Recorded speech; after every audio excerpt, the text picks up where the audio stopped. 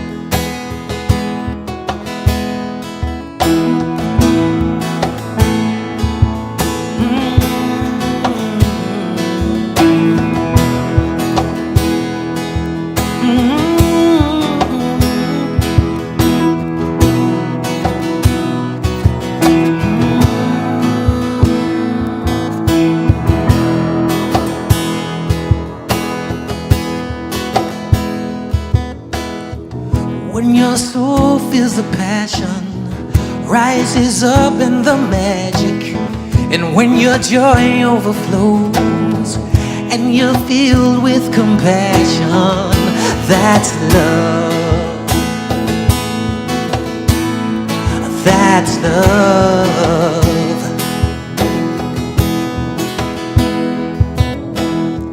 What you see and what you learn, that's not the ultimate concern. It's what you choose to think and be. I feel the truth that sets you free. That's love. Yeah, yeah. That's love. Allow it to flow. Go ahead and get out the way. Let your night turn into day. Allow love to take control. Come on. It's about what moves your soul. Yeah, yeah. Hey, what moves your soul. All right. That's love. Oh, yeah. That's love.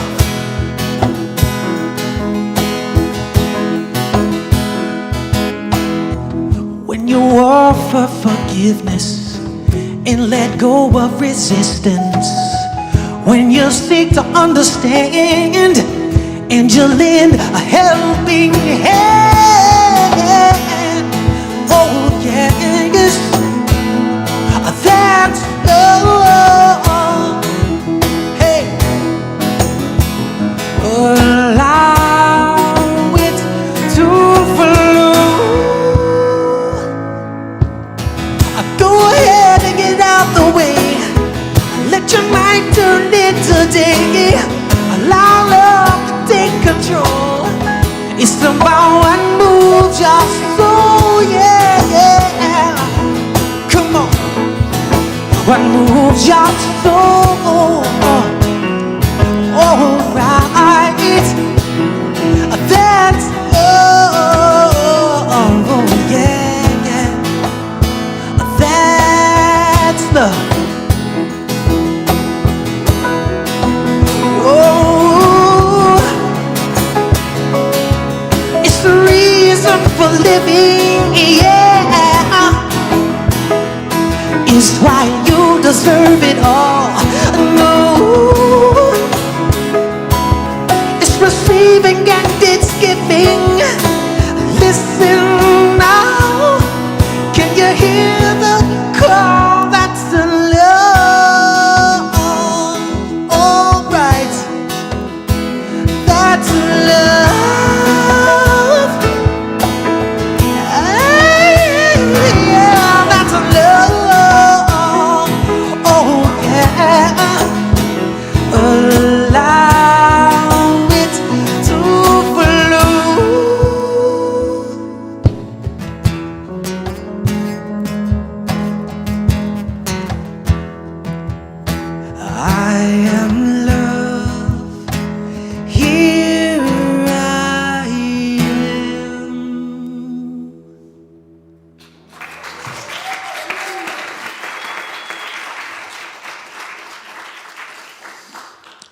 it's good to be at SLCA. Come on, Sunday experience. Get a little taste of it today. I'm grateful to be here. Reverend Alexander, love Reverend David, and grateful to meet his wonderful wife for the first time. Grateful my wife's in the house. Good to see all the amazing staff you all have here. All familiar faces. Love to see you guys and gals and everyone else. But I want to share that many of you know, you can't always predict life, right? You just don't know what's going to happen, and you might try to control it, and good luck with that. But the lesson I keep learning over and over is this song. This song has helped me so much. We got to hang out with Ricky Byers this weekend. If you know Ricky Byers, amazing artist. She has been such an inspiration to us and has become a friend. And she was just sharing with us over dinner how this song for her helped her get through some tough times. It was one of my original songs, but what was so profound about that to me is how much of an impact she's been to me. And for her to tell me this song has helped her was just a tremendous gift of love and a tremendous reminder of how much this song helps me out. It helps me. So it's called Accept It All. Check it out. The funny thing is, after that introduction, I'm trying to remember which key I play it in. So give me 1 second.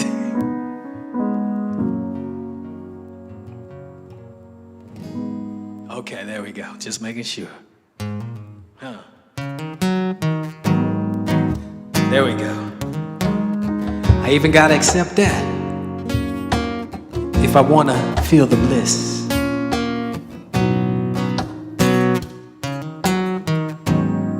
Whoa, whoa, yeah. There's a feeling we all want. Sometimes it seems impossible, but it's truly what you came here for. Let me show you how to feel it more. A feeling once you learn to navigate, accepting all you contemplate. Let go, my friend, and don't resist. Trust into this and feel the bliss. Yeah. It's not hard when you choose differently. What you want ain't always what you think, so be here now. Accept it all and just allow. Yeah. Everything's exactly how it should be. Sufferings, resisting what you don't want to feel. Accept it all and be healed. Whatever comes up in your soul, recognize it all and just let go. Release the labels, let it flow. Allow and know what you know. If your feelings, thoughts, and stimuli are all a part of the divine, then all is well and always is. Trust into this and feel the bliss. Yeah. It's not hard when you choose differently.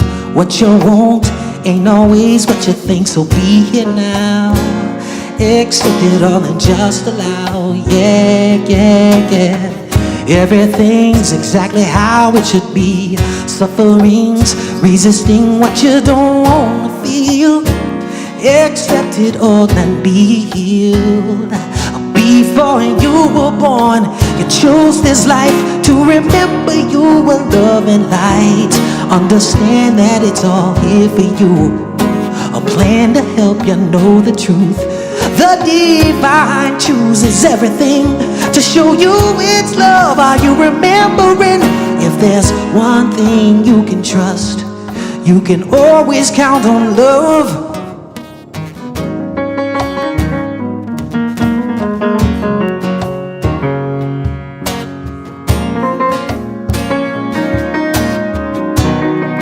You can always count on love.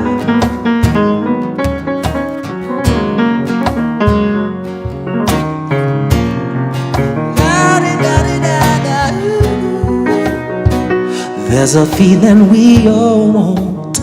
Sometimes it seems impossible, but it's truly what you came here for. Let me show you how to feel it more. Yeah, yeah, yeah, yeah. It's not hard when you choose differently. What you want ain't always what you think, so be here now. Accept it all and just allow. Yeah, yeah, yeah. Everything's exactly how it should be. Suffering's resisting what you don't want to feel. Accept it all and be healed. Be healed, yeah, yeah. It's not hard when you choose differently. What you want ain't always what you think, so be here now. Accept it all and just allow, yeah, yeah. Everything's exactly how it should be. Suffering's resisting what you don't want to feel. Accept it all and be healed, yeah.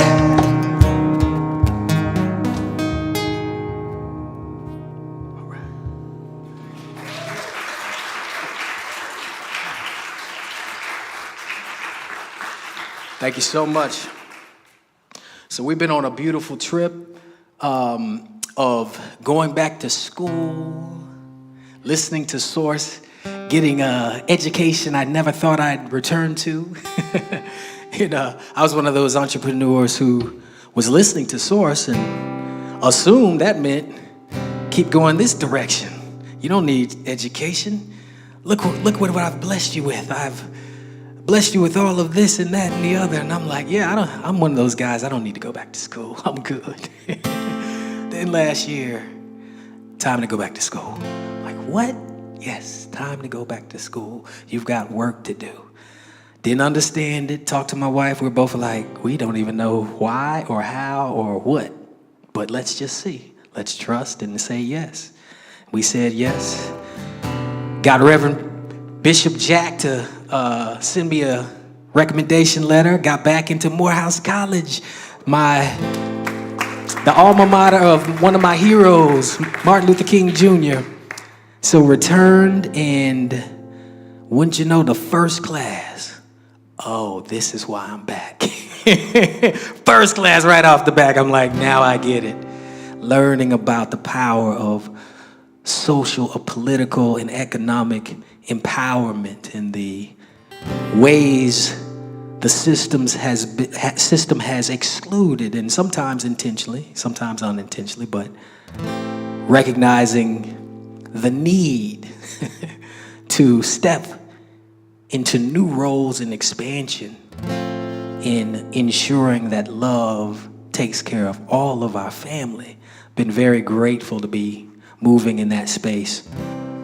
And it just took saying yes, just listening, asking what is mine to do and saying yes. Sometimes you get led in a different direction and you're like, whoa, didn't see that coming. But man, the blessings that have already unfolded, now I understand. So if there's a calling on your life, this is an invitation to open your heart, to listen to that voice of love and intelligence that knows better than your own limited, conditioned way of thinking could ever know what's yours to do. And just stepping in and saying yes.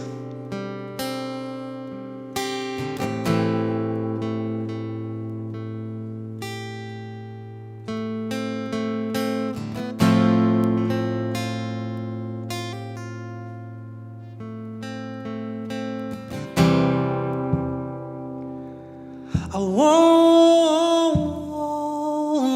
say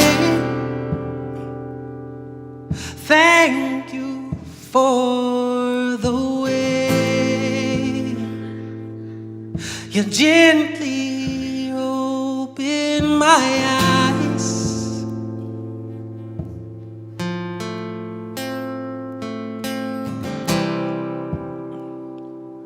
No matter what I do, your love is always coming through. When I look in any situation, and I say yes. I say yes, and I say yes to your love. Oh yes, oh yes, oh yes, and I say yes. Great Spirit, I say yes. Father, Mother, I say yes to your love. Oh yes, oh yes, oh yes. You've created me fearlessly and wonderfully to be your instrument. Use me, use me. I surrender in this moment. Let me be your eyes, let me be your hands, let me be your voice. I'll give you everything I can, and I say yes, yes. Great Spirit, I say yes. Father, I say yes to your love. Oh yes, oh yes, oh yes, and I say yes. Surrender, I say yes. Father, I say yes, yes, yes to your love. Oh yes, oh yes, oh yes. And take my hands, do what you will, and take my voice, do what you will, and take my do what you will. Let your love flow through me. Can you sing Take My Hands, please? And take my hands, hey. Do what you will. Take my all, come on. Take my all, do what you will. Voice, take my voice, yeah. Do what you will. Let your love flow through me. One more time, I messed it up anyway. Take my hands, take my hands. Do what you will, my voice. And take my voice. There we go. Do what you will in my all. And take my all. Do what you will. Let your love flow through me. I know you know the plans to prosper me. Yes, give me hope in the future, and I say yes. I surrender, and I say yes, yes. Can you sing that? Yes, yes. Yes to joy. Come on, sing it. Oh, yes. Yes to peace. Come on, sing. Yes. Yes to love. Come on, sing. Yes. Yes, and we sing. Yes. Yes, great Spirit, we sing. Yes. Yes, Father, Mother, we sing. Yes. Yes, to your love. Oh yes, oh yes, oh yes, and we sing. Yes. Yes, lift your hands, make a joyful noise. Yes.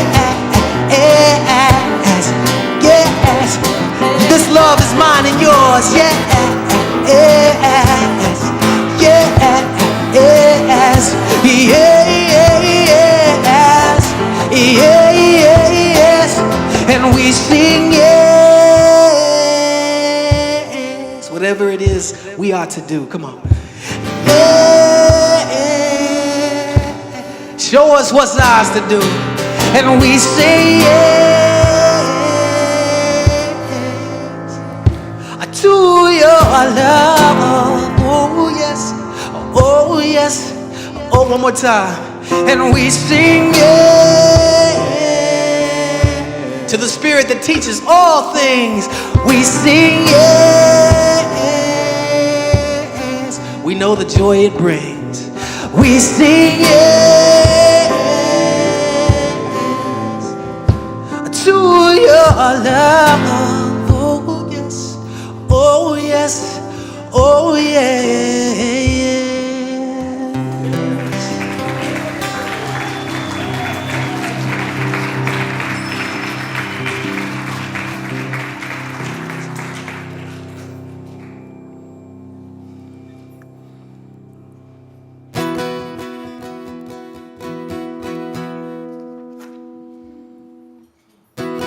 So I'm going to start off with a song you may recognize. Then I'm going to go into one of my originals. And it's a chant. I'll tell you about it in a second. But let's start with this.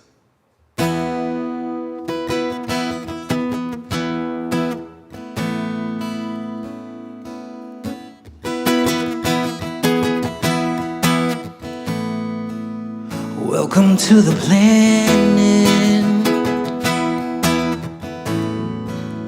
Welcome to existence. The tension is here. The tension is here between who you are and who you could be. Between how it is and how it should be. Yeah, I dare you to move. I dare you to move. I dare you to lift yourself up on the floor. I dare you to move. I dare you to move like today never happened. Today never happened before.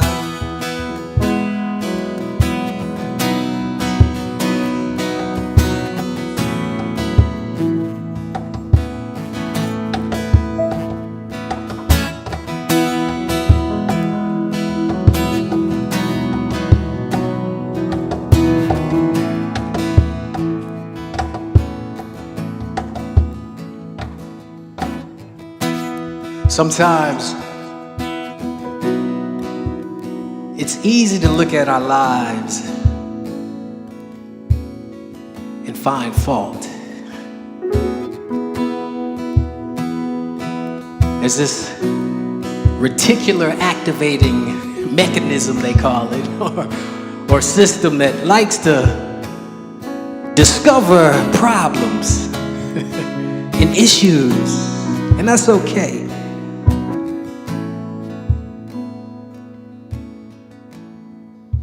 When it no longer serves us, we have to learn how to forgive and let it go. Whether it's ourselves as the individual I, ourselves as our neighbor, or ourselves as life. So this little chant is a way to do that. It was inspired by my son. I remember the time I spanked him out of anger when he was young. It was the first time. And when he was 9 years old, I was meditating and I was guided to go and apologize to him. I said, son, do you remember that time?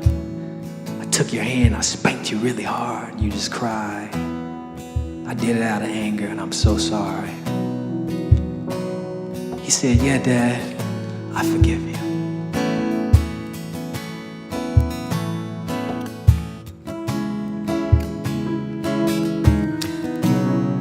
So it's a song of letting it go.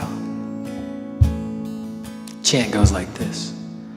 Would you forgive me for all of the ways that I've forgotten, that I've forgotten? Would you forgive me for all of the ways that I've forgotten? That I've forgotten? Would you forgive me now? Would you forgive me now? Would you forgive me now? Would you forgive me now? Would you forgive me now? Would you forgive me now? Can you sing that? Would you forgive me? Would you forgive me for all of the ways that I've forgotten to be loved, that I've forgotten? Would you forgive me for all of the ways that I've forgotten to be peace? I've forgotten. Would you forgive me now? Would you forgive me now? Would you forgive me now? Would you forgive me now? Would you forgive me now? Would you forgive me now? Would you forgive me now? Now say yes. Yes, I forgive. Yes, I forgive you for all of the ways that you forgot, that you've forgotten, whether it's to yourself or someone else, you've forgotten. Hey, yes, yes, I forgive you for all of the ways that you've forgotten. Yes, that you've forgotten. Yes, I forgive you now. Yes, I forgive you now. Yes, I forgive you now. Yes, I forgive you now. Yes, I forgive you now. Yes, I forgive you now. Yes, I forgive you now. And what I'm going to invite you to do is use it as a meditation this next couple of times around. If you can think of mistakes you're ready to release, we're going to release them together. Or if you can think of ways you've forgotten to forgive someone and you're ready to let go, we're going to use it for that too. You ready? Would you forgive me for all of the ways I've forgotten? I've forgotten. Would you forgive me for all of the ways that I've forgotten? I've forgotten. Would you forgive me now? Would you forgive me now? Would you forgive me now? Would you forgive me now? Would you forgive me now? Would you forgive me now? Yes, I forgive you. Yes, I forgive you for all of the ways that you've forgotten. That you've forgotten. Yes, I forgive you for all of the ways that you've forgotten. You've forgotten. Yes, I forgive you now. Yes, I forgive you now. Yes, I forgive you now. Yes, I forgive you now. Yes, I forgive you now. Yes, I forgive you now.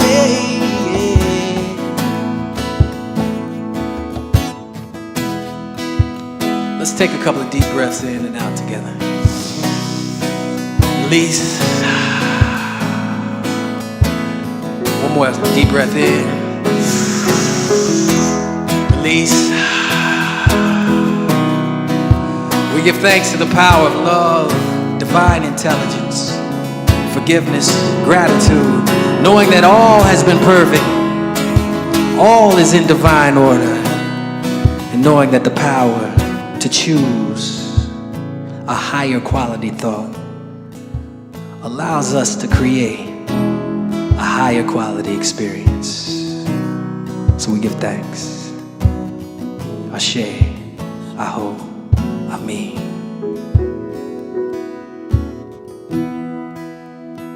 Welcome to the planet. Welcome to existence.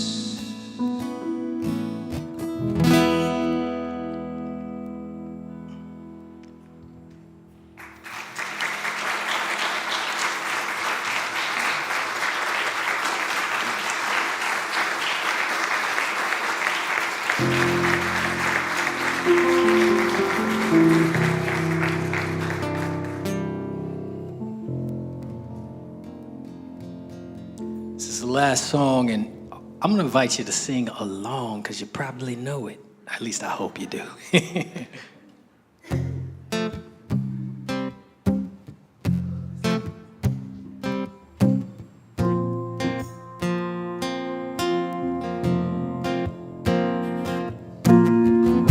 I'm gonna make a change for once in my life.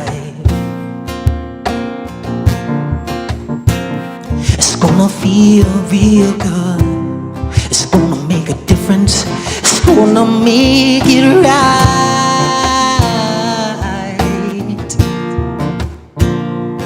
As I turned up the collar on my favorite winter coat, this wind is blowing my mind. I see the kids in the street without enough to eat. Who am I to be blind, pretending not to see their needs? Well, some must disregard somebody's broken heart in a washed out dream. They follow each other on the when you see, 'cause they got no place to be. That's why I'm starting with me. I'm starting with the man in the mirror. I'm asking him to change his ways. And the message could have been any clearer. If you wanna make the world a better place, take a look at yourself and then make that change. Woo! Woo! Na na na na na na na na. Oh, oh. I've been a victim of a selfish kind of love. It's time that I realize there are some windows, not a nickel to loan. Or could it be really me, pretending not to see their needs? Oh, it'll deeply scar somebody's broken heart in a one-man soul. They follow each other on the when you know, 'cause they got no place to go. That's why I want you to know I'm starting with the man in the mirror. Hey, I'm asking him to change his ways. Come on, I thought a message could have been any clearer. If you wanna make the world a better place, take a look at yourself and then make the change. You gotta get it right while you got the time. When you close your heart, then you close your mind. That man with that, come on, oh yeah. I'm asking him to, there you go, sing it. Come on, I throw a message. If you wanna make the world a better place, take a look at yourself and then make that change. na na na na na. Come on, y'all got to sing. I hear you out there. Gonna feel real good, yeah. Yeah, yeah, yeah, yeah. Na na na na na na na na. Oh no. Gonna make that change today. Woo! Make that. Gonna feel real good. I just know it. Woo! You got to start with yourself, mama. Woo! Stand up for my brother.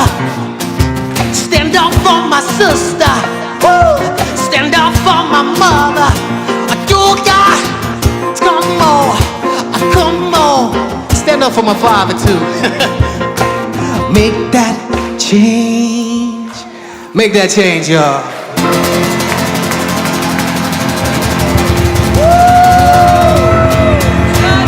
Give it up for Aaron on flute, sax, and cajon. Penelope on the keys and vocals. Thank you, SLCA. We love you. Yes, indeed. Yes, indeed.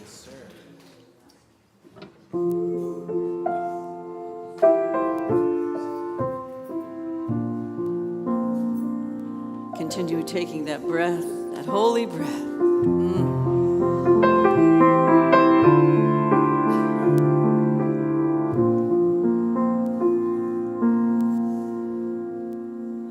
We are held in the hands of grace,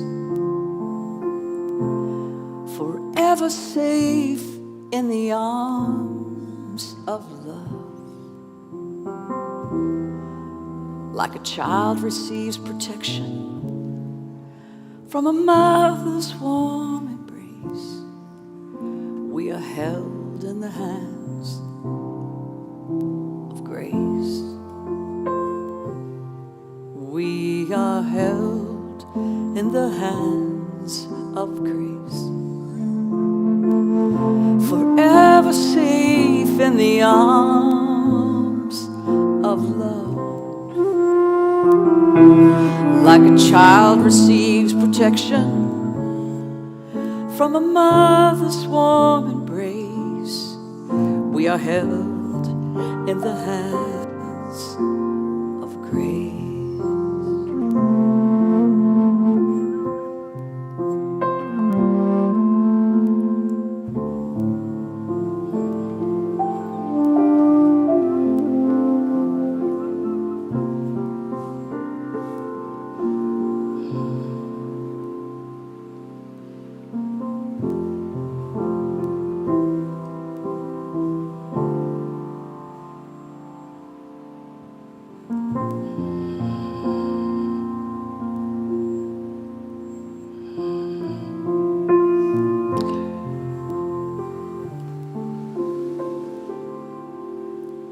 I was awakened this morning by the ever-present One, safe, rested, knowing that all life works for the good. And this One, known by many names, self-evident, no beginning, no end, all-knowing, everywhere present, kept me safe. And I am one with this One, created in its image, knowing what it knows to my capacity. And I am conscious and know that I am never alone and that all is good. I am loved, I belong, and I belong because I was placed here. I need not defend it, question, just say yes and accept it. And as I go about, I know that the answers have already been placed there. So I remain conscious, open, accepting, letting go of any desire to control, letting go of any desire to shape, just open, accepting, saying yes. I forgive because I need the forgiveness as well. And I am forgiven just by asking. I forgive so that I can grow to be more compassionate. I see my struggles, I see my challenges, and what is true for me is true for everyone. So I forgive, and I love, and I am grateful. I am grateful for life. I am grateful for the lessons. I am grateful for the opportunities, the blessings, the people, this center, the leadership, the practitioners, the music, the dance, good health, wonderful relationships. I give thanks for it all, knowing that all of it has its origin, has its sustenance, has its in all that is God.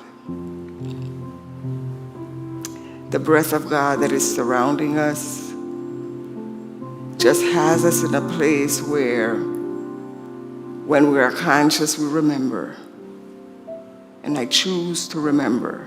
And I am very confident and grateful for those around me who will remind me when I forget.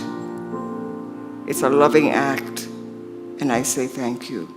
I know these words do not return void, and I release them into the law knowing that they have already been done.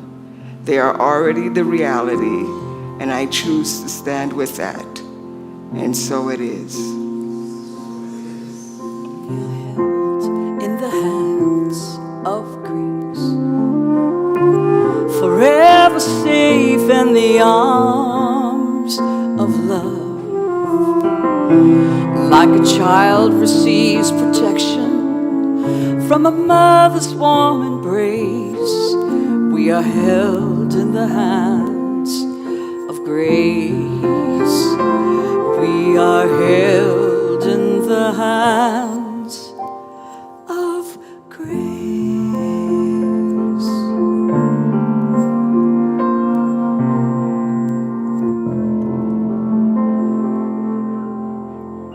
So it is.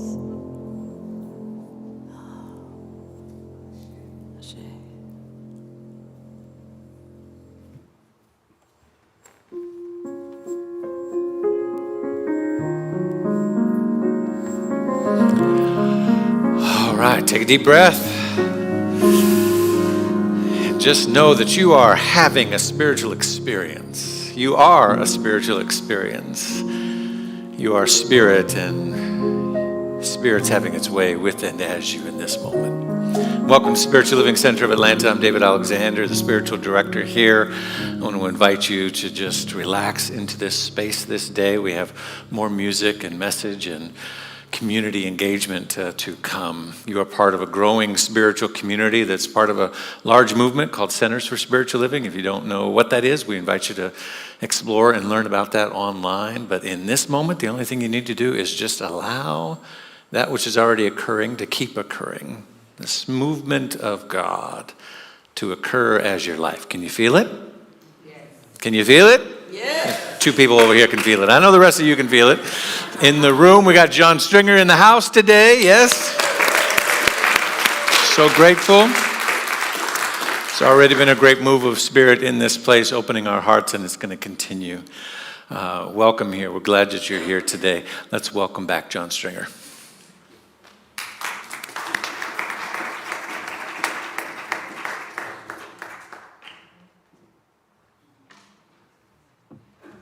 I trust most of you know the story, but briefly, this song was requested by Penelope, asking did I have a song about unity that fit this community? And I was like, let me check. And I meditated and heard to write one. 3 days later, came to SLCA and shared this song with your community. And thankfully, many others have embraced it as well.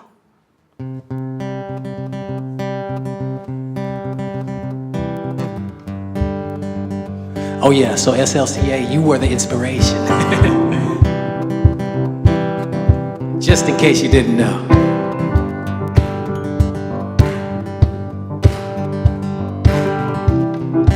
There is a space in my heart where I find the truth. I find me and you, a truth beyond what you may see now. But when we are one, we bring more good about.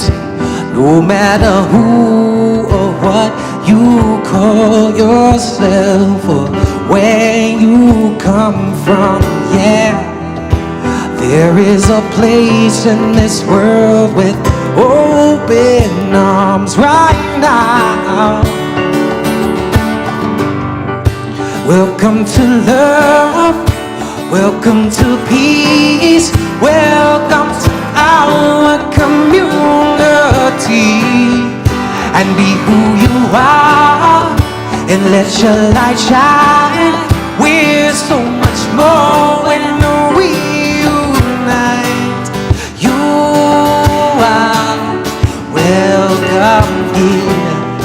You are welcome here. See when new eyes allow and unfold.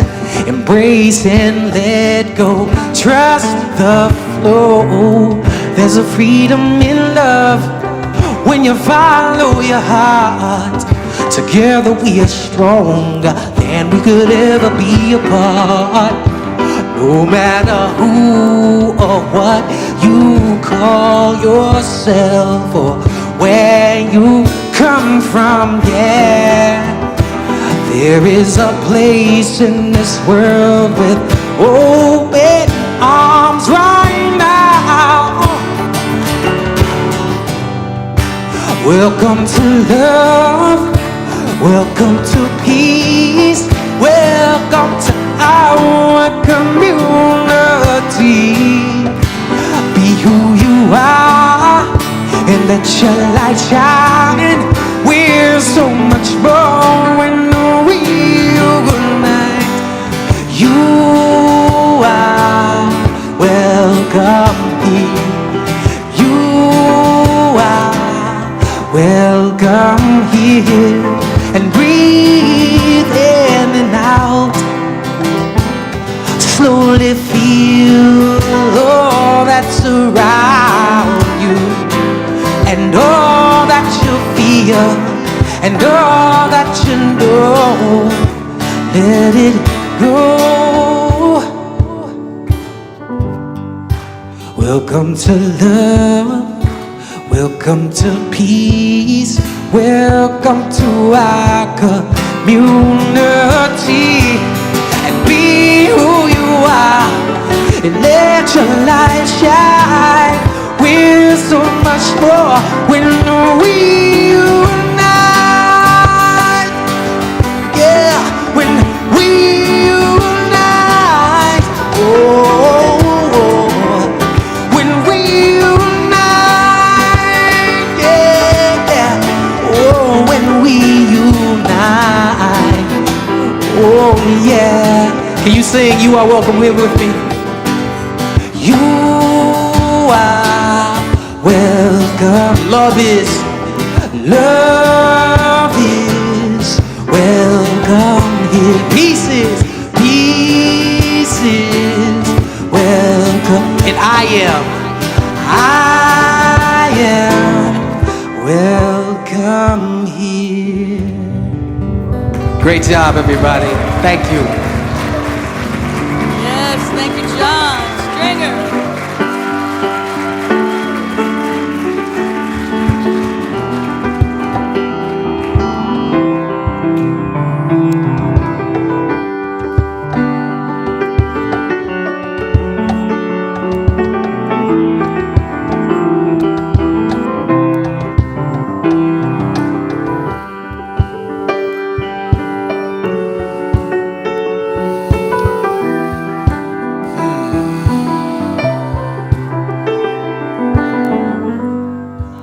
Yeah. Give it up, John Stringer, Penelope, Aaron.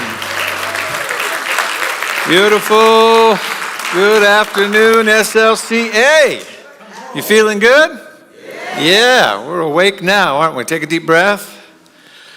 Oh, you know what? I forgot to do the affirmation for today, didn't I? I wanted John to sing again. I wanted us to get back in that space. That's all right. We'll do the affirmation a little bit later.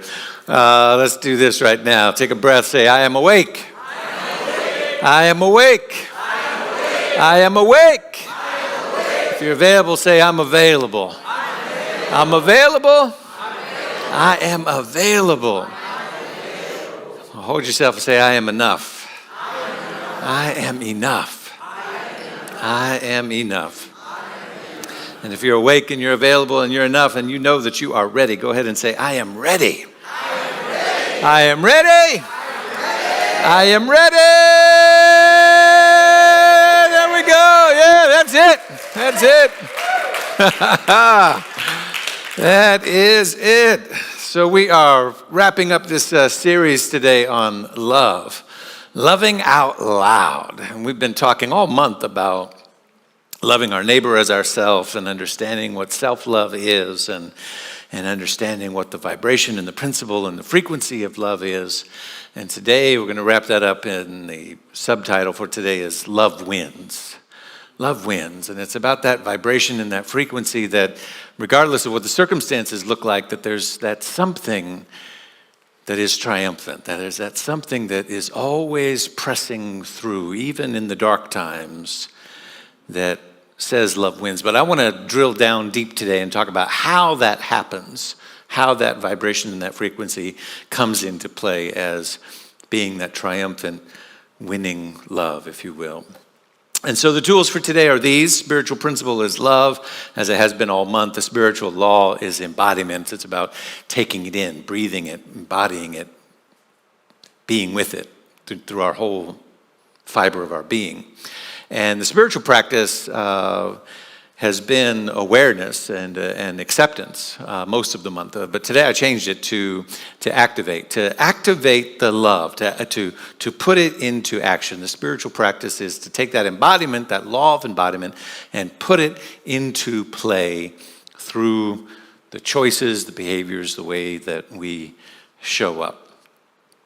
We've been looking at these various elements throughout the series, including this one about loving our neighbor. I'm just reviewing a few of the highlights from this series. Last week, I believe it was, we talked about, you've heard that it was said to love your neighbor and hate your enemy, but I tell you, love your enemies, even those who stand against you. And we talked about what it is to truly come from that place of understanding that there's only one of us here, that everything that we see outside of ourselves is a projection of ourselves, and so therefore self-love is a way to turn all of that around, find that forgiveness that we've been singing about, that frequency that's already here in the room. But in order to do that, we have to really walk with a deeper awareness of what it really means to show up in the world as and with love. So we say, well, how do we know? How would we measure it? How would we know that it's here? And so throughout the series, I've shared these with you, that love says, are you there for me? And how? Love asks the question, do you care about me? And how? Love says, do I matter to you? And how? And love says, are you interested in me? And how? And these are the questions that are embedded in our consciousness from childbirth, even before childbirth, from the infinite realm beyond that is, whether it's your enemy or a young child or somebody in traffic on the freeway or somebody who got the order wrong at the drive-thru, you can imprint in your mind these questions that they are seeking and that you are seeking. And so the important factor in the engagement of life is that and how part. Because very often we have different definitions. Well, of course I'm interested, or of course I care, or of course you matter. But how? And is the how that you're demonstrating, is it the how that I'm looking for? You ever find that you're looking for a way of someone to show up in a particular way that they're not showing up as? And you're both saying, yeah, but I care, or I'm interested, right? Well, you matter. Well, of course, yeah. Yeah, but the way that you're showing it isn't the way that I'm looking for it. The way that you're giving it ain't the way I'm trying to receive it. Am I talking to somebody? Right? So the and how is really, really important, right? And how? And so we keep examining this question over and over and over again. And what is that presence that says, love wins? In The Science of Mind by Ernest Holmes, we read this. He says, the world is beginning to realize. He's beginning to realize. He wrote this in the original text in 1926, and then this version that I'm reading from is from 1938. So this is quite a while ago, but he says, the world is beginning to realize that it has learned all that it should through suffering and pain. Surely there can be no intelligence in the universe that wishes, he said man, but we're generalizing to what he really meant, humanity, that wishes for humanity to be sick, to suffer pain, to be unhappy, and to end in oblivion. Surely if God or universal intelligence is imbued with goodness, then it could not ordain that humanity should ultimately be other than a perfect expression of life. Could not ordain or wish that we would suffer or have the gnashing and the wailing of teeth, right? And yet we know that there are experiences all around us in which that is happening even right now. Here in Atlanta, perhaps in some of our family experiences, and around the world. We could think of ways in which war and poverty and disease and hunger and famine and all manner of disruption within the human condition that seems to be something other than this intelligence that we say is all that there is. Am I making sense? And so how can we say that there is this presence, this vibration, this frequency that always wins, that always shows up? When? Where? Like, now would be good, right? Anybody got somewhere you'd like that love to show up right now? Somewhere where it's really needed right now in the world, right now? It's like, yeah, well, where is it? Sure wish it was on time. Somebody sent me an article from CNN, and it was something I'd seen previously, probably within the last 2 years or so, and so I'm not sure why CNN. I forgot to look at the date, so I don't know if it was current or not. But it was making its rounds in social media. And the article was about how the schoolroom is changing. Elementary schoolroom is changing. And it was all about these different technologies that are coming in to make the classroom safer. And the article was interesting because it was actually a digital interactive kind of thing. As you scrolled through it, it would kind of went through the classroom and showed you these and highlighted different things. And what it highlighted was whiteboards that that had handles that they were bulletproof and they could be taken off the wall and turned into a shield. And desks that had particular features to them, and walls that you could pull a handle and pull it out instead of a 90-degree angle, and it could pull out and pop out the other way, and then create basically a little cubby space behind that the children could all get behind and be. And doors and backpacks that had the Mylar bulletproof. Yeah, that. In the back of them, and they could be turned around and worn this way.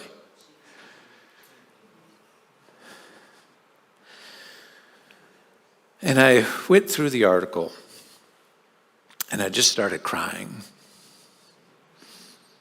It was on Saturday. It was yesterday. I was at a park with my son, who was watching one of his friends play soccer. And so I'd look up and I'd watch his kids running around playing soccer, and under 7 years old, soccer is like the most entertaining thing in the world, because it's just random chaos that just follows a ball. It's just there's just this mass of humanity, and they're like, and then a ball goes, and then they go, and then the ball goes, and then it's out of bounds, and they got to throw it in. It's just over and over and over again. So, I'm enjoying that whole vibe, and then scrolling through this thing. And I thought, what a waste. As much as I want my child to be safe, and surely I do, what a waste. I thought of the amount of human capital, the energy, the research, the intuition, the inventiveness, the computer design, the manufacturing, the selling and promoting, and the conferences that are happening. A few years ago, I had heard that all of this sort of technology was being presented at a teacher, education conference, right? So that people are creating displays and going to conferences and putting up booths, and then there's people getting contracts, and then as new schools are being built or contracts are being given. And I thought, of that whole pile of energy, all those hours of units of energy, what if all of that was put to actually stopping gun violence and actually getting rid of the guns, right? Because there were a couple of things that in the premise of, okay, as great as, we can create and we can do, we are inventive, creative, infinitely creative people. So we can do anything. We can create and make a world of our choosing, obviously. And so this is what we're pouring it into. This is where the creativity and the ingenuity and the technology and all this stuff is going. And I thought, well, wait a second. There are a couple of premises that are behind accepting this reality. One of them is that school shootings are inevitable. It's just going to keep happening. Right? The second one is more disturbing than the first one. The second one is that our children are collateral damage for somebody else's freedom, for the right to bear arms. And the third one is the most disturbing of all of them, because it lies at the heart of our capitalistic society, which says that some bodies are going to make money off of the first two premises.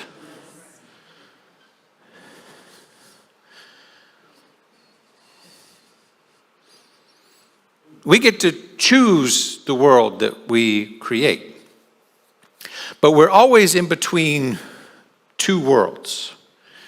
There is the age that we are in, and then there's the age that is to come, or the time that is to come. And our thoughts are the border keepers. I'm living in this age. You and I are living in this age.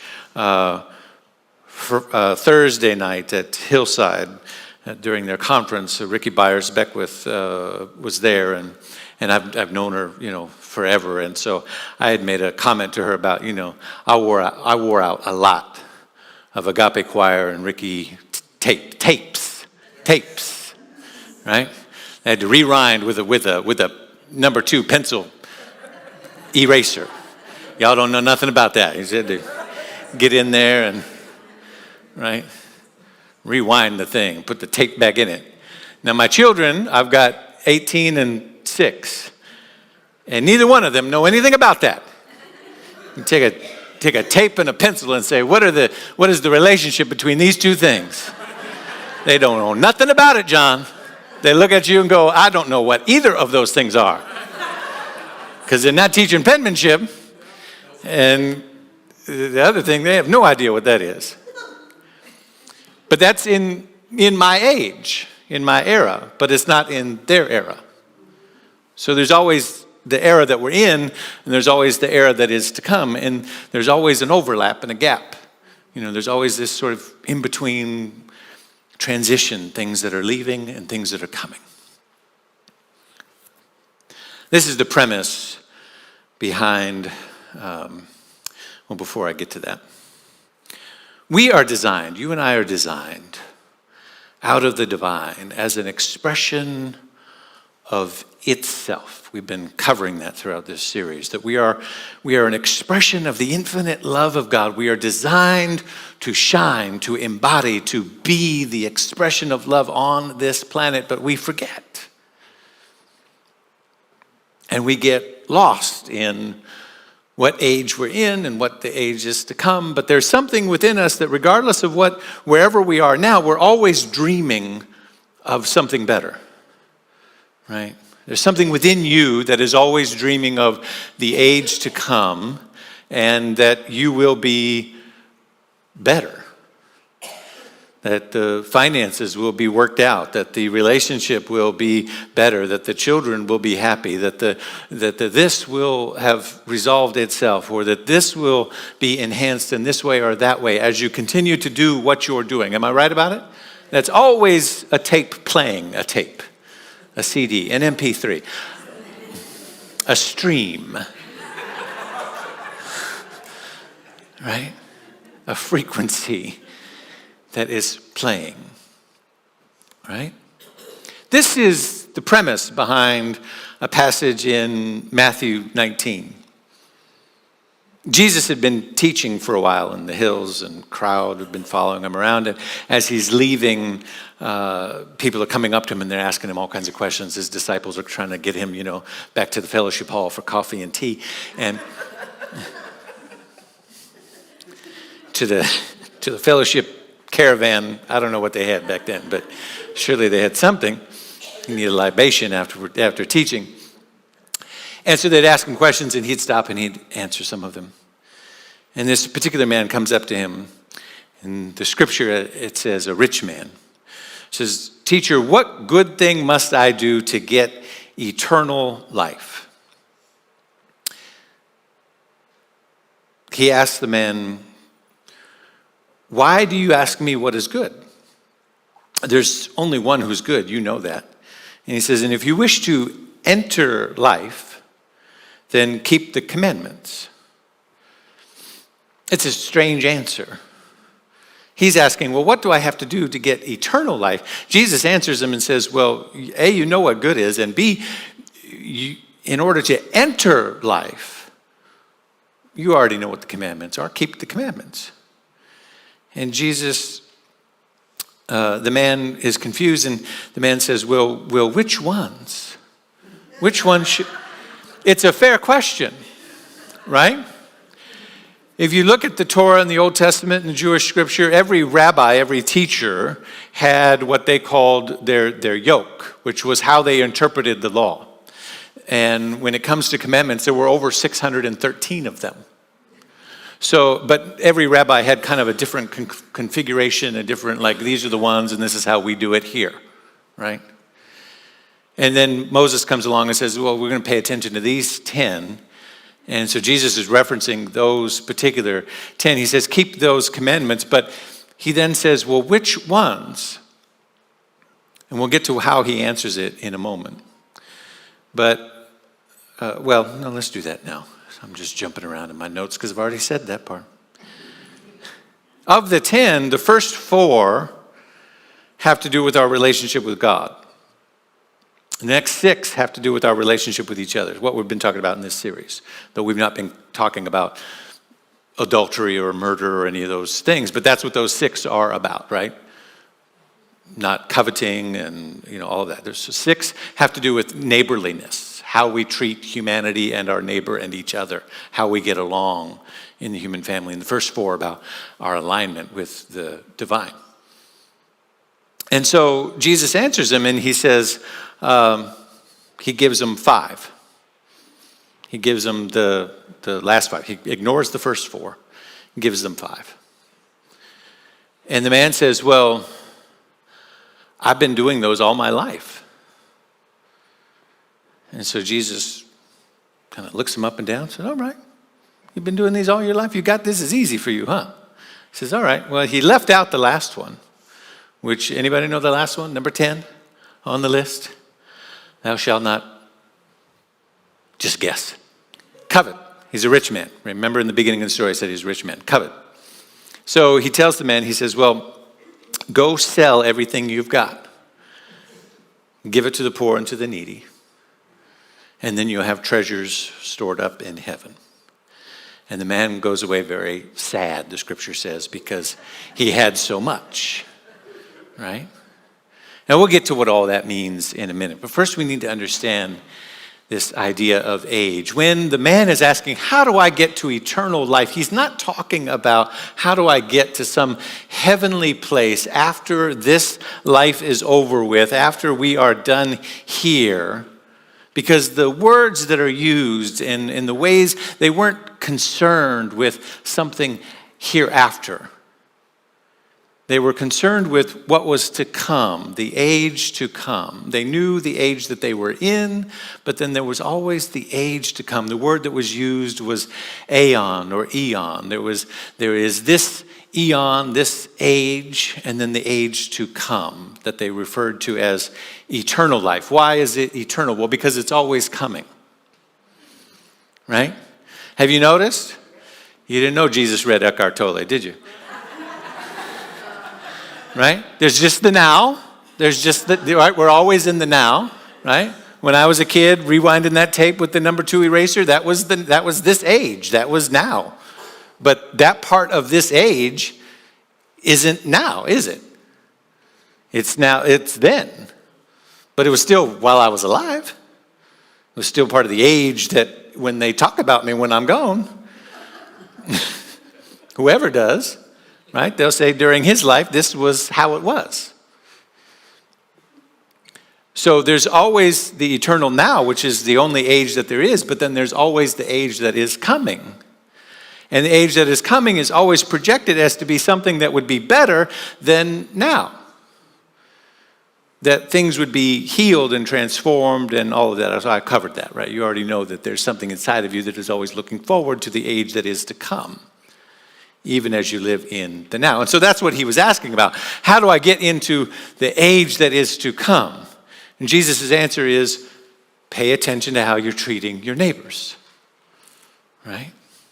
It has to do with this. It doesn't have anything to do with, do you believe the right thing, or do you go to the right church, or are you washed in the blood, or are you any of the other things that they've made it about it since then. It has to do nothing with any of those things. Not even the first 4, which is about your alignment with the divine. It has only to do with how you are treating or showing up with each other. Why? Because the future is going to be based on how you're treating each other now. You follow? And Jesus wasn't the only one to talk this way. They all talked this way about the future. He came from a long line of prophets that talked about the age to come hundreds of years before him. And they believed that history was headed somewhere. They believed not just for their tribe or for their nation, but that the history of the entire universe was going somewhere, and that the God that they believed in had not abandoned them, even when it looked like God had abandoned them. And that's why they told stories about, in this age, it looked like we were abandoned. The kingdom was gone. The temple was destroyed. We were left out. We were enslaved. We were abused. Things were not good. But God did not abandon us, and we are going somewhere, and there is a new age and a new era to come. And every single one of the prophets talked about the new age, and they said things like this. They said, God will settle disputes for many people. Men will beat their swords into plowshares and their spears into pruning hooks. There will be a feast of rich food for all people. God will wipe away the tears of all the faces and remove people's disgrace from the earth. I'm jumping around a bit. Ezekiel said that there will be grains and fruits and crops and new hearts and new spirits. Ezekiel and Isaiah both said that there would be a repaired and restored and rebuilt community, that new wines would drip from the mountains. And there's a couple of things to note about all of these ways in which the new age to come was talked about. The beloved community, if you will. Rob Bell points this out in his book by the same title that I'm using today, Love Wins. He says the first thing in there is that the future that they speak about is multicultural. Every single one of the prophets, they speak about all nations. those that had different skin, different color, different language, different accents, those who liked different food and different music and different customs and different habits and different patterns and different traditions and different ways of celebrating. It was multi-ethnic, it was multi-sensory, it was multi-everything. That's number one. And the second, which perhaps you picked up on as you were hearing me describe how they spoke about the future age. And this, I think, they're both important, but this is very important. The way in which the prophets, including Jesus, described this new reality, how earthy it was. Did you notice that? Everything about the new age was about wine and crops and grain and people and feast and homes and community and the way that they're talking to each other and debts that were forgiven and communities that were transformed. That what they were describing was this place, not something in the clouds and the skies, not something with angels and weird light and cherubs floating around with wisps of clouds covering their discrete parts. Right? None of that. They were talking about there's food for everybody, there's music, everybody's there, all nations, it's a great festival. Everybody's included. And that in particular, there's something happening that spears would become pruning hooks. That's a reference to cultivating, pruning, trimming, growing, paying close attention to the plants, whether they're getting enough water, whether their roots are deep enough. The people in the New Age would have soil under their fingernails, grapes trampled under their feet, their fingers sticky from handling fresh fruits. They described cities that had to be rebuilt, that someone would have to chop down the trees to make the beams to construct the houses, that there would be no war. Someone would have to take the swords and put them into the hot fire and hammer them to shape them into plows. Participation would be critical. Every description of the New Age is a description that depends on partnership with the vision that the divine has. God, however you want to define it, says, you will have to participate in the creation of this new earth. The new heaven that is coming will require you to behave differently. It will require you to co-create with me this new reality. There is no free pass for anyone. So this rich man comes and says, how do I get to this new age? And Jesus says, just treat your neighbors well. And the man says, I got that down. I do all 5 of those. Jesus says, so the one that you need to work on is the last one, right? That's where your curriculum is. So why don't you go and sell everything you got so that you understand that you're not separate and you can't store up what you have and hold yourself separate, because that consciousness won't work in the new age. You're going to have to understand the needs of others and understand that you're to be in partnership with them. And the man walks away sad because he realizes, I've got work to do. He was looking for a free pass. And what he got was some assignment. I got work to do. You follow what I'm saying? Every single one of the prophets, central to their vision of humanity flourishing in God's renewed world, they announced a number of things. That in this world, there were things that would not be able to survive in the world to come. And the things that they said that would not be able to survive: war, rape, greed, injustice, violence, pride, division, exploitation, disgrace, all of these things.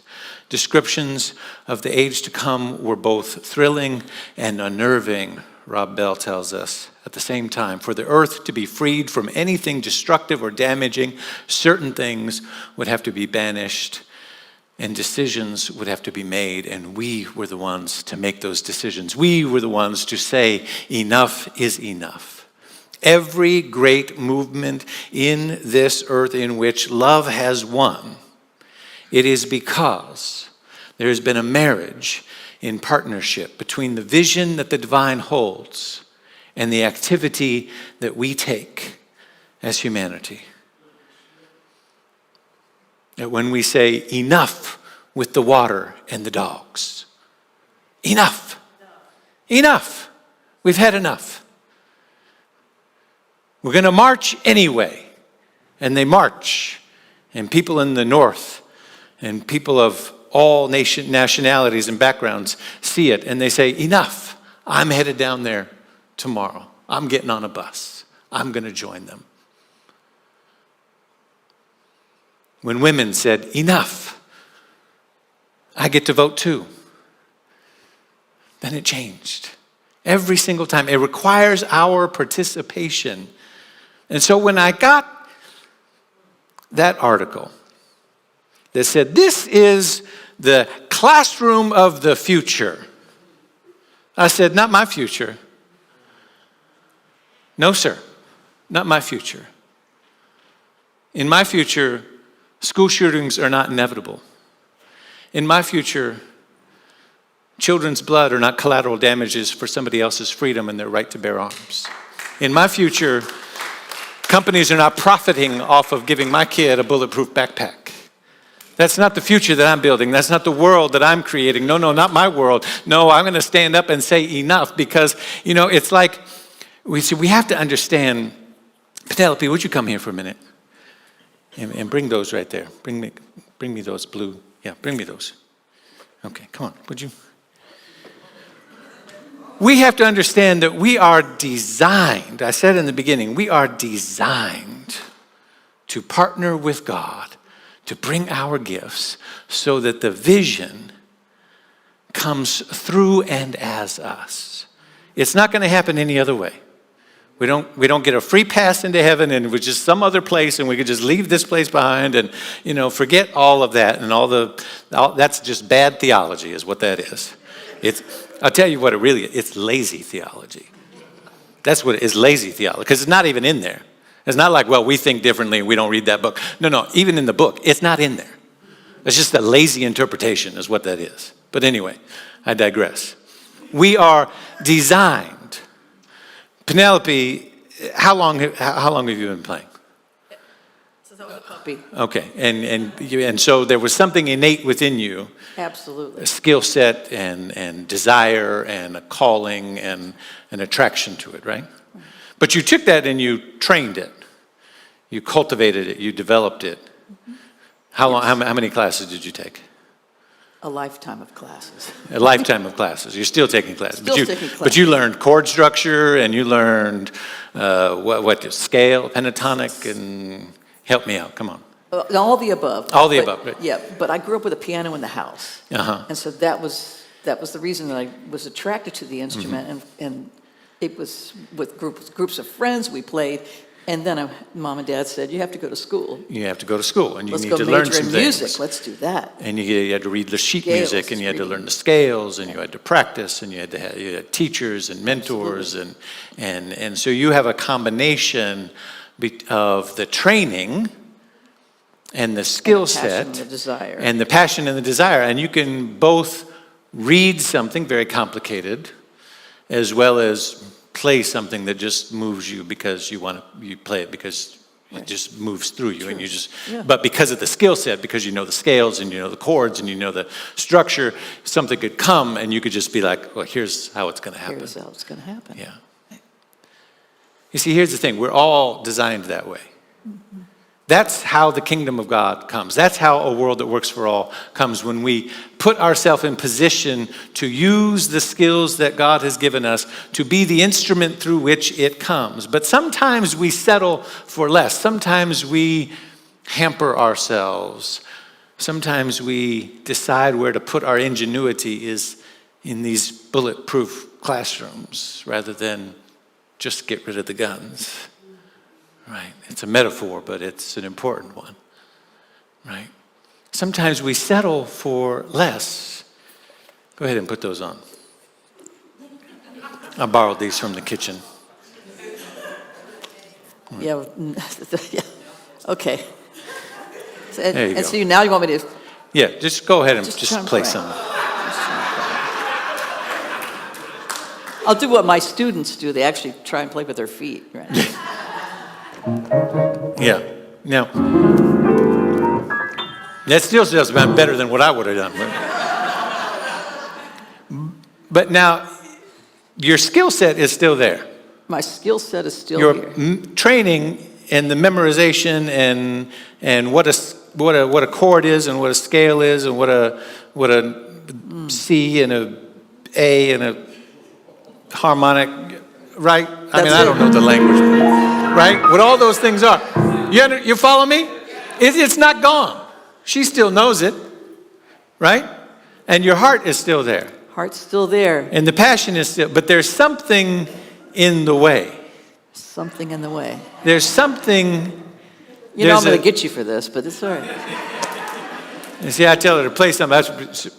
She said, okay, I'll do a John Cage number. But anyway, only you and I would get that if we did that. But see, nobody else. Yeah. When we settle for something less, we block the capacity of Spirit to move through us and as us. What is standing in the way of our participation? Where'd you go? She's like, I'm taking those things off. Love wins when we participate in the demonstration. Love wins only when we participate in the demonstration. When we take the gloves off and we say, I am the place through which it moves. God shows up. I am the vehicle through which it's not going to come from some far. See how much better it sounds when you remove? Look at God. See how much better it sounds when you just say, I am the place. I'm not going to settle for anything less. Love wins when we participate. God is asking for our demonstration of a world that works for everyone. And we could say, well, you know what we got to do is we got to make bulletproof classrooms. Or what we can do is we could say, you know what we have to do is make sure that that's never a problem again. The choice is ours. But we have to participate. Let's pray together.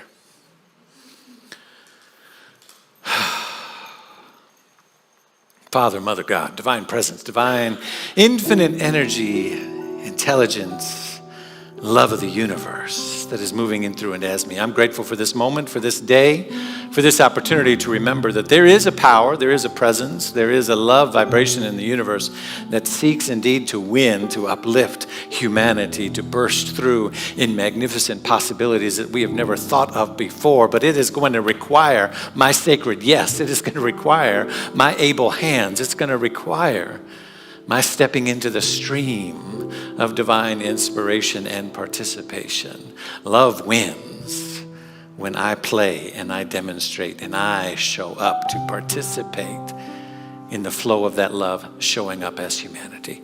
That's when it wins every single time. We can see it throughout history. Wars end when enough people say enough is enough. Rules change. Rights are restored. Dignity is restored. Health care, all manner of things shift throughout history. We can see it over and over and over again. But only when enough people say, I am participating in the demonstration of something greater. I'm participating in the creation of heaven, in the age to come, that which we have been dreaming of, that's which we have been thinking of, that's which we have been prophesizing about, and it is now. We're not waiting any longer. It's happening now, because I'm saying yes, and I'm allowing it to move through me and as me and in me. And so I know this to be the divine truth of who I am and who we are as a spiritual community, and that which we participate in the greater unfoldment of humanity that is occurring on this planet. There's a sacred yes that's waiting to be birthed. A world in which bulletproof classrooms are not necessary. A world in which there is enfranchisement and enough food and water and clean water and resource for every being on the planet. We got to say yes and make those waves possible through our being and our showing up.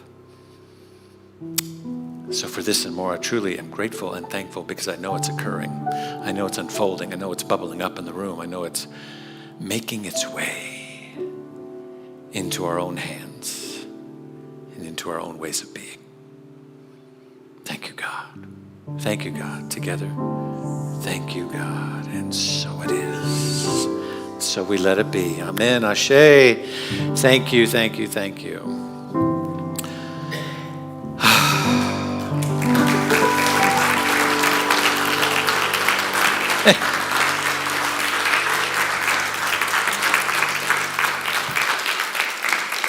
I got to return those mitts to the kitchen.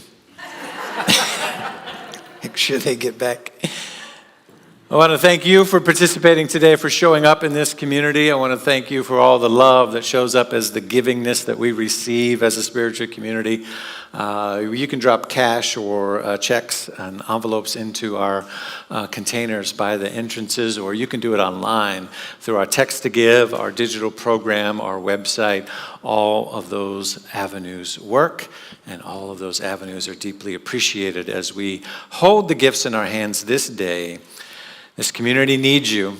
The world needs this community. And there are people who are waiting to fill the seat that is next to you that needs to know that this place is here. And our gifts make that possible. Let's know that deeply as we, with deep reverence, give thanks for that which is ours to share this day. Hold it in your hands as we bless it with these words. I live in a universe of abundance as I freely and joyfully give. I join in the divine flow, and all that I share with life returns to me multiplied abundantly. And so it is. So we let it be. Peace and blessings. Mally, let's hear what's going on. Let's give her some love as she comes forward. Thank you. Hello, all my ungloved demonstrations. The gloves are off. I'm Mally Lapete. It is my honor to be here. Thank you. My pronouns are she and her, and I gladly serve on the creative arts team here at the Spiritual Living Center of Atlanta. Let's see here. What have we got? For those of you who want to know more about our center or to become a member, please connect with the welcome team after service in the lobby or online. If this is your first time to SLCA, can you stand or raise your hand so we can acknowledge you? All right, we're all good. Although next week, bring them.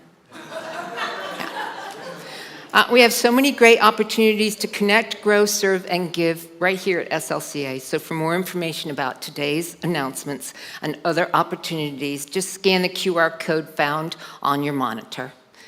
Are you a mystic, humanity lover, or someone ready to change the world?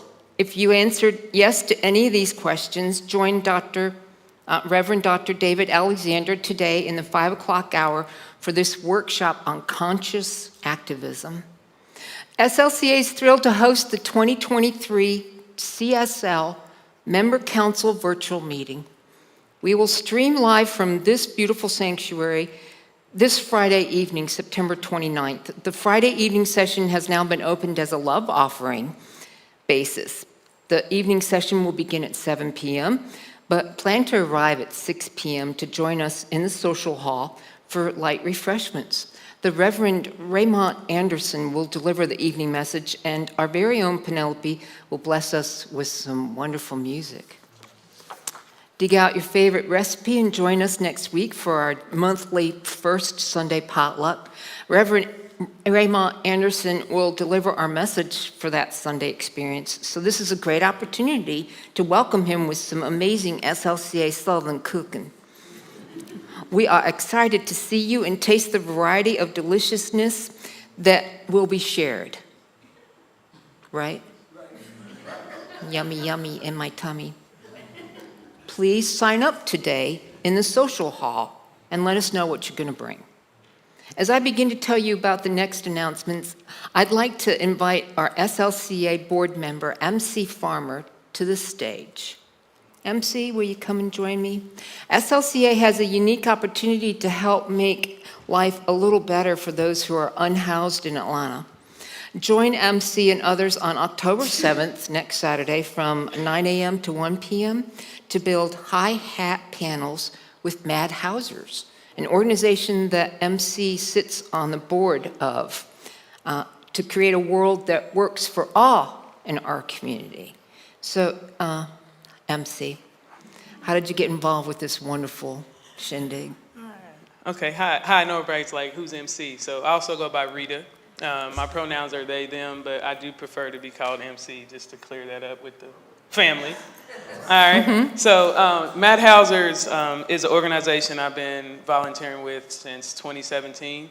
The board president is a social worker with In Town Collaborative, and what she does is she goes around Atlanta and she finds unhoused people that either want temporary housing so she can get them into permanent housing, or someone that wants somewhere safe to sleep where they're already sleeping. So what we do with these panels here, with 2x4s, plywoods, nails, whatever we get donated, we make panels and we load them up on a truck and we deploy them out to a homeless encampment for someone that is willing to sleep there. Once we find people that are willing to inhabit the area, we give them a wood stove for the winter, a lock to close their door and sleep in private and safety. And then she works with them weekly to get them either an ID, Social Security card, VA benefits, get on a housing program, and she checks on them with her team throughout the week in Atlanta. So, like Mally said, I've been on the board for about 4 years, and so they have volunteered me to lead a outreach of the panels. So what we're gonna do is I need around 5 to 15 people. The more people, the easier it'll be. But a minimum of 5 people to sign up for this opportunity to help me build the panels. Building the panels consists of, circular saws, hammers, nails, screws, hammering, sawing, that kind of stuff. You need someone to give you the coffee as well. Yes, so I'm gonna bring coffee and donuts. So what we do is we meet at a spot. I'll pour the coffee. We meet at a spot Saturday morning at 9 o'clock. We'll have coffee, donuts. There's a bathroom on site. We'll have safety glasses, gloves, masks, all those good things. All you have to do is show up in your best dirty clothes, because it is outside.